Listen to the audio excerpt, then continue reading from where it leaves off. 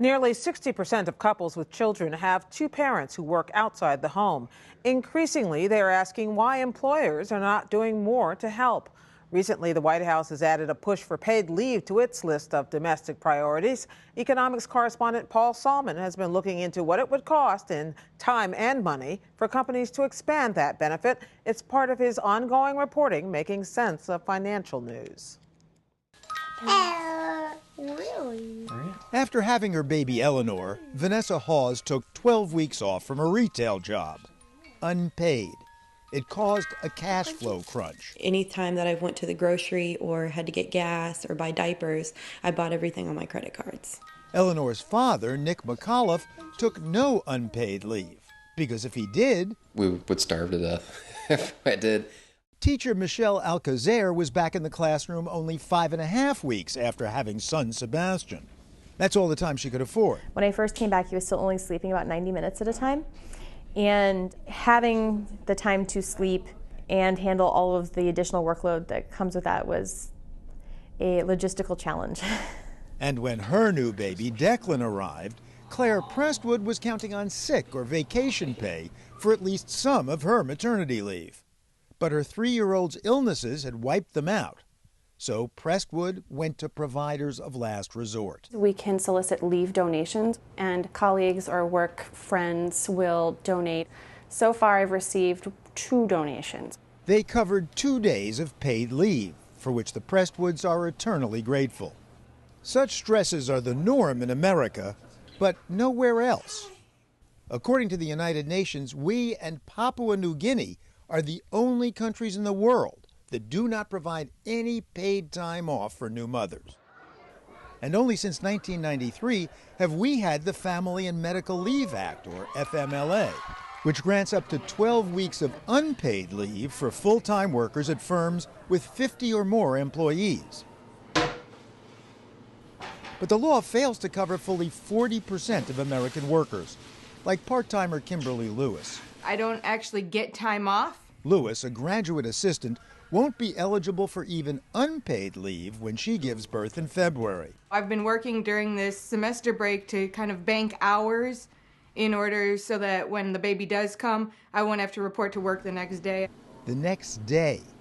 As for paid family leave, you get 16 weeks in the Netherlands, 52 weeks in Denmark after the birth of a bouncing or even a dancing baby, almost 70 weeks in Sweden, 12 weeks in Burundi. But it's just a pipe dream for Americans like Lewis. Here, only 1 in 8 receive paid family leave. President Obama pushed paid leave in his State of the Union, and his Department of Labor has urged businesses to lead on leave. But Claire Prestwood points out the government itself doesn't offer paid leave. She knows because she's a federal employee. It's slightly hypocritical to tell the private sector they need to pay maternity and paternity leave, but the federal government itself does not offer that. The president has now directed federal agencies to advance employee sick leave to be repaid later after the birth of a baby. He's also pressing Congress to grant 6 weeks of actual paid family leave, though passage is unlikely. But nothing's changed for private sector workers like Vanessa Hawes.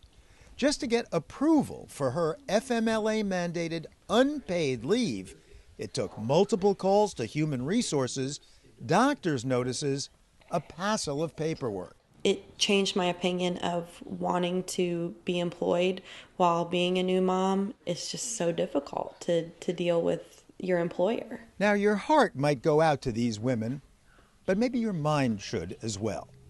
Paid leave not only bolsters families, says economist Chris Room, but boasts broad economic benefits as well.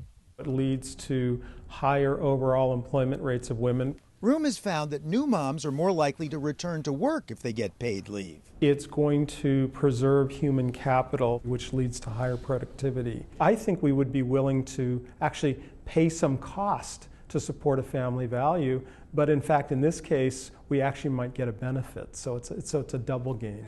Take Google, one of several tech firms that entice top talent with family-friendly perks. When Google extended paid maternity leave to 18 weeks, the rate at which new moms left the company fell by 50%. YouTube CEO Susan Wojcicki, a longtime Google employee, herself on her 5th maternity leave, corroborates economist Room. Paid leave works to, quote, avoid costly turnover and to retain the valued expertise, skills, and perspective of our employees who are mothers. Okay, so then the obvious question. Why hasn't the U.S. joined the rest of the world, Papua aside, in offering paid family leave? It can be quite a hardship for a company. Tricia Baldwin is the Secretary-Treasurer of Reliable Contracting, where workers get 12 unpaid weeks off per the FMLA, plus short-term disability payments of $200 a week.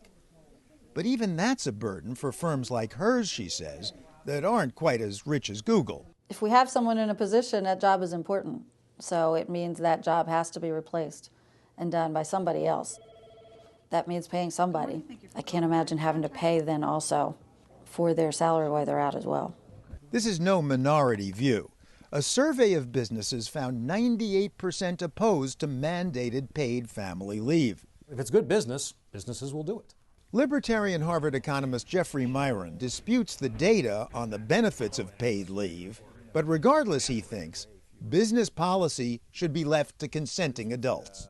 The government shouldn't be interfering in the labor market. It shouldn't be dictating any terms that are arranged between employers and employees. But are you then saying that labor markets should decide the wages and benefits regardless of any legislation at all? That is, there should be no minimum wage, say?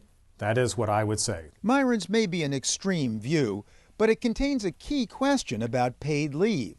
Who's going to do the paying? Either the owner of the business is going to pay for it in lower profits, or the customer is going to pay higher prices because we've raised the cost for that business, or it's going to come from the salaries of other workers because someone has to pay for the paid leave of those people who take advantage of such a policy. But Room notes that after California became the first state to mandate paid family leave, more than 90% of the companies there reported either positive or at worst neutral effects. Businesses seem to just make it work, and the polling data we have when we survey them, most of them say it's just not a big deal. And supporters ask, is it really good for our economy that mothers like Michelle Alcazair return to work while her son still sleeps in 90-minute blocks and nurses constantly, while she shoulders a teaching load that's heavier than ever? If I think about how hard it's going to be, then I won't do it. Do we want a new dad like Nick McAuliffe to be back on the job so soon after his daughter is born? Believe it or not, kids actually need their dad. I do what I can, but I'm gone for 10 hours a day. I'm getting 4 hours of sleep at night and still have to put in 40, 45, 50 hours a week. And in fact, most Americans say they support paid family leave. But no one wants to pay for it. So for the time being, it's still just us and Papua New Guinea going it alone. Paul Solman reporting for the PBS NewsHour.